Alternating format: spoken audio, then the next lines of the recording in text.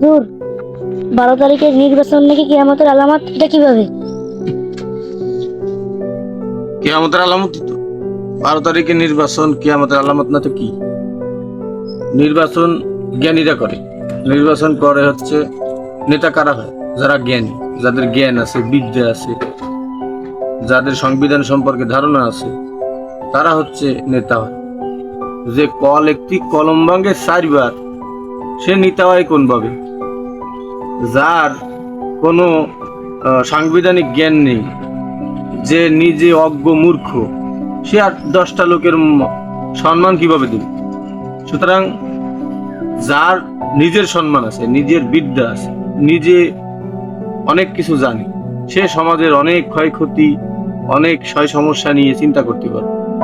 যার নিজের সমস্যার সমাধান নিজে করতে পারেনি, সে কিভাবে আবার মানুষের সমাধান করবে? এটা গেল এক।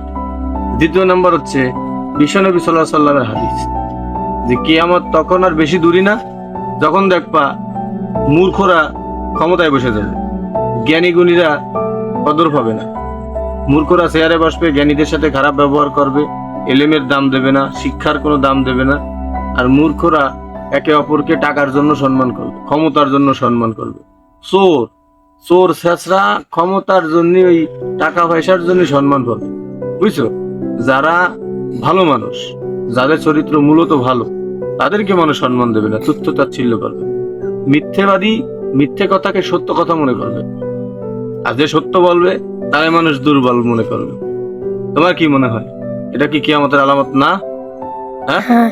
তাহলে এখন আমাদের কি করা উচিত? যারা ভালো যোগ্য, যারা দেশে দাসের কষ্ট বুঝবে, অশালীনতা করবে না, এই সমস্ত মানুষকে তো ভোট দেওয়া উচিত, ঠিক কিনা? ঠিক। আশা করি বুঝতে পারছি।